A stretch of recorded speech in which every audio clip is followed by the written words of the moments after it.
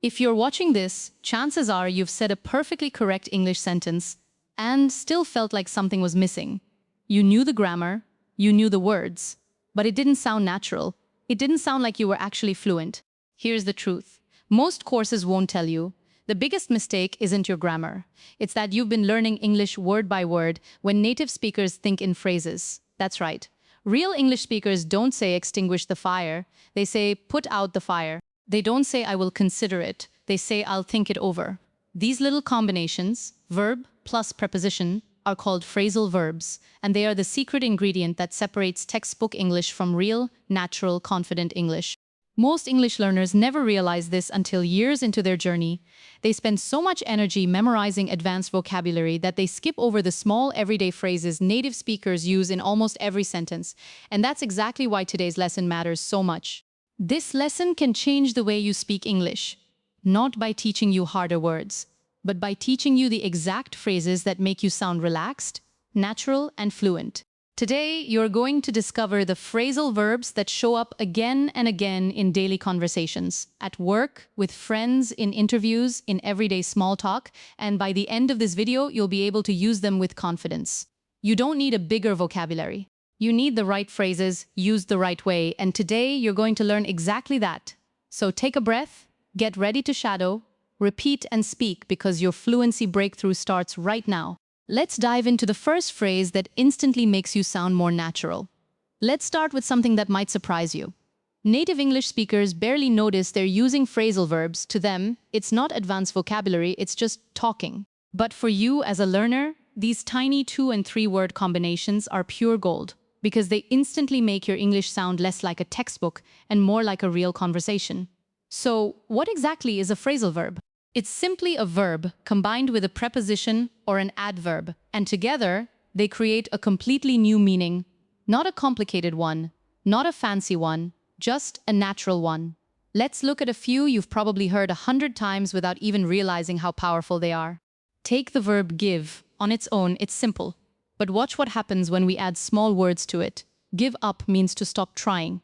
Give in means to finally agree after resisting. Give away means to share something for free. Give back means to return something. Same verb. 4 completely different meanings. And here's the beautiful part. Once you understand this pattern, you start noticing it everywhere. In movies, in podcasts, in everyday conversations with your friends or colleagues. Let's try another one. Get. Get up, to rise from bed. Get over, to recover from something difficult. Get along, to have a good relationship with someone. Get into, to become interested in something. Now here's something important I want you to really absorb. Native speakers use these phrases instinctively, without translating them in their head. That's the level you're building toward. Not memorizing definitions, but training your mouth and your ears to recognize these patterns automatically. That's exactly why shadowing works so well for phrasal verbs. You're not just learning what they mean, you're training the rhythm, the stress, and the flow of how they're actually spoken. Here's a small challenge for you right now. Say these out loud, slowly, then a little faster, copying the rhythm. I need to give up sugar. She finally gave in. He's trying to get over a breakup. We really get along well. Did you feel that? That small shift where the sentence starts to feel less like effort and more like flow? That's what fluency actually feels like. It's not about knowing more words, it's about knowing the right combinations and being comfortable enough to use them without hesitation. And here's something I want you to remember. Especially if you've ever felt embarrassed making mistakes with these. Even advanced learners mix up phrasal verbs sometimes. That's completely normal. What matters is that you keep practicing them in real sentences, not just flashcards. Because a phrasal verb sitting in a vocabulary list means very little, but a phrasal verb spoken out loud in a sentence with confidence, that's when it becomes part of who you are as an English speaker. So from today, I want you to start listening differently. Every time you watch an English video, a show, or even this lesson, listen for these little combinations. Notice how naturally they slide into sentences. And most importantly, don't just notice them, say them, shadow them. Let your mouth get used to producing them, because that's where real fluency is built, not in your notebook, but in your voice. This is just the beginning. These everyday phrasal verbs are the foundation, and once you're comfortable with them, the next step is learning how to use them in real, flowing conversations without stopping to think. And that's exactly where we're headed next. I want to tell you something that might feel a little uncomfortable at first, but I promise, by the end of this, it's going to set you free.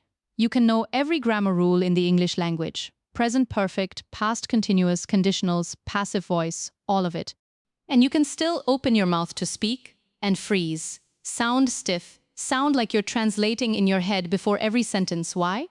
Because grammar was never the missing piece. Fluency was. Here's the truth most classrooms never explain. Grammar tells you what's correct, but fluency tells you what's natural, and those are two very different things. A sentence can be 100% grammatically perfect and still sound completely unnatural to a native speaker's ear. For example, saying, "I will investigate this matter further" is grammatically flawless, but a native speaker would simply say, "I'll look into it." Both are correct. Only one sounds real. This is exactly why so many learners feel stuck at an intermediate level for years.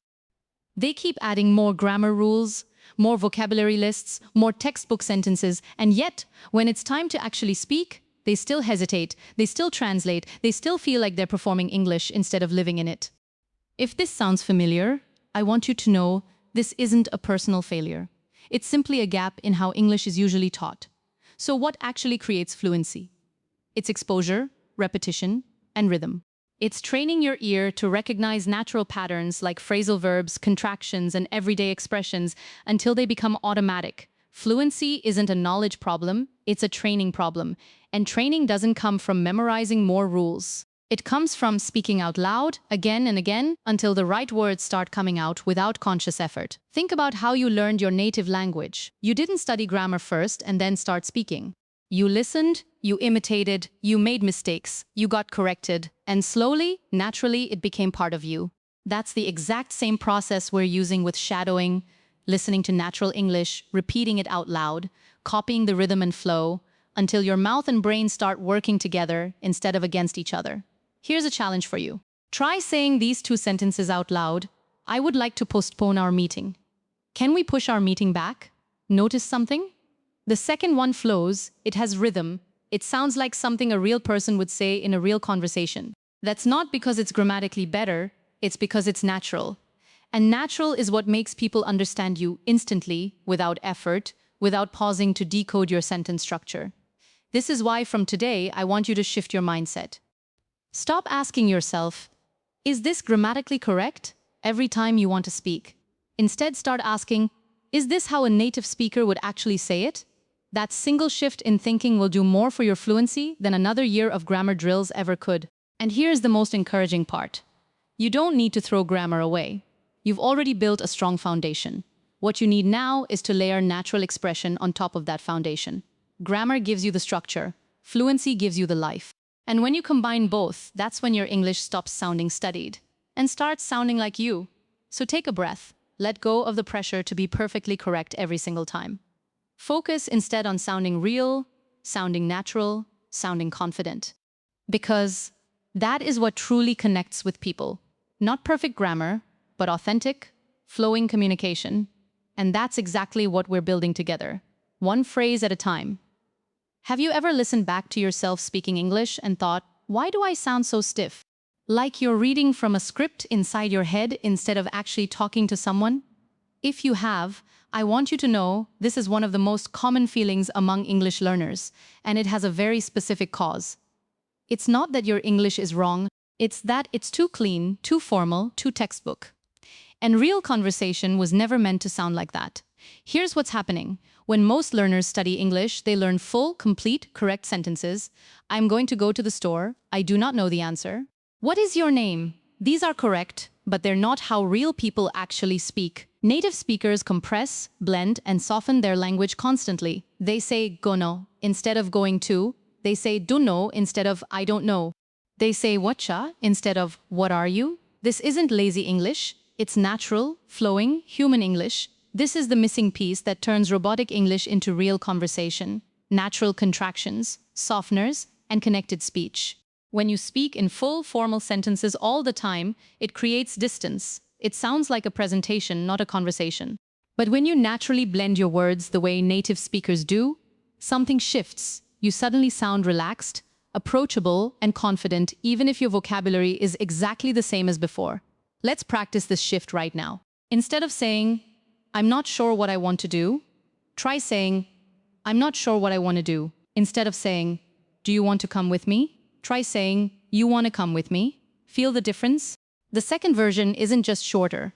It feels warmer, more casual, more like something a friend would actually say to you.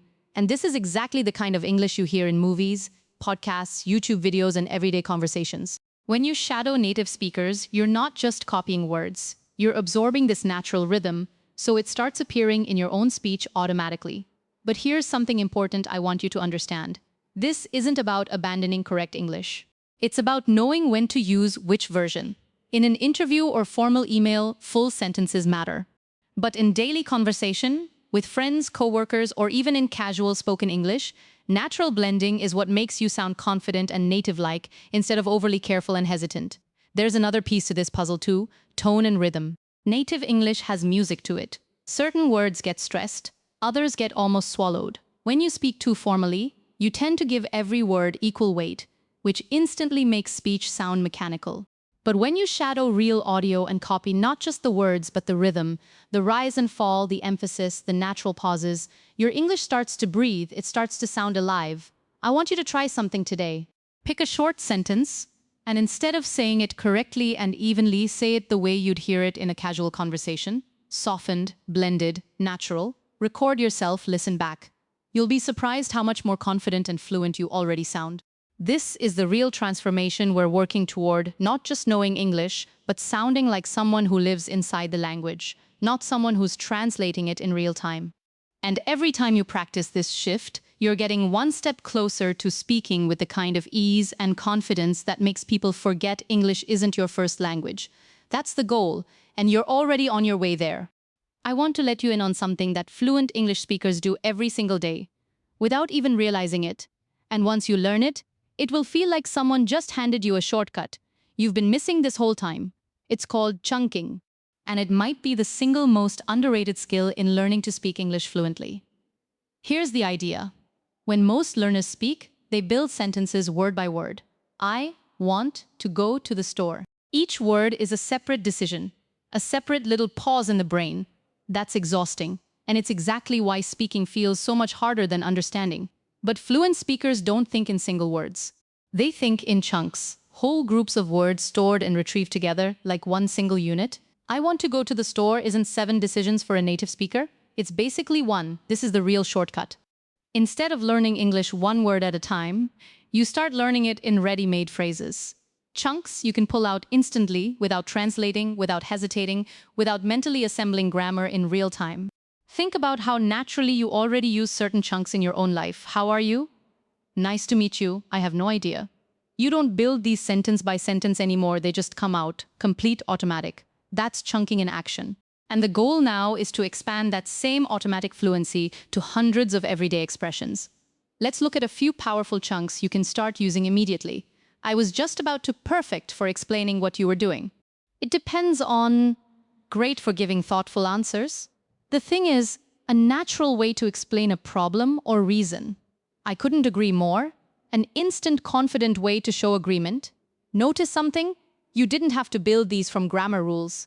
You just absorb them as complete units. And once they're stored in your memory as a chunk, your brain retrieves them instantly, without that painful pause where you're searching for the right words. This is exactly why shadowing is so powerful for building this skill. When you repeat full phrases out loud, again and again, copying the rhythm and flow, you're not memorizing grammar. You're training your brain to store and retrieve whole chunks automatically. Over time, speaking stops feeling like solving a puzzle and starts feeling like reaching into a drawer and pulling out exactly what you need. Here's a small practice for you right now. Try completing these chunks out loud, quickly, without overthinking. The thing is, I couldn't agree more, especially because it depends on, did you notice how your brain didn't need to build the whole sentence from scratch? It already had the starting chunk ready to go, you just added your own ending. That is exactly what fluent speaking feels like, and it's a skill you can absolutely build one chunk at a time. I want you to remember this.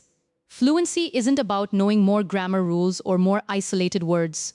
It's about collecting the right chunks and practicing them until they become instinctive. Every phrase you shadow, every sentence you repeat out loud, is training your brain to skip the slow word-by-word construction process and jump straight to natural, ready-to-use English. This shortcut is exactly how fluent speakers make English look effortless. Not because their brains are faster, but because they're not building from scratch every single time. They're retrieving, and starting today, that's exactly what you're going to start training yourself to do too.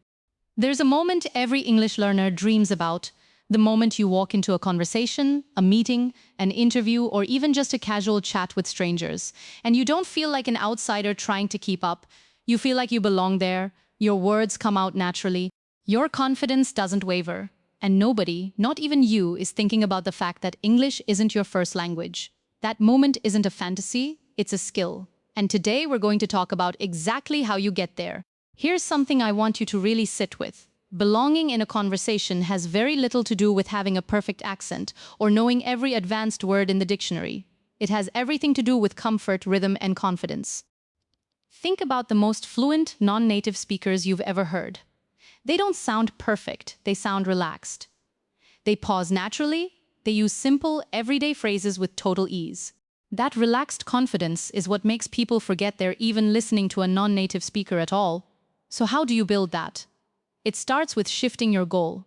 Stop aiming to sound impressive. Start aiming to sound natural and at ease.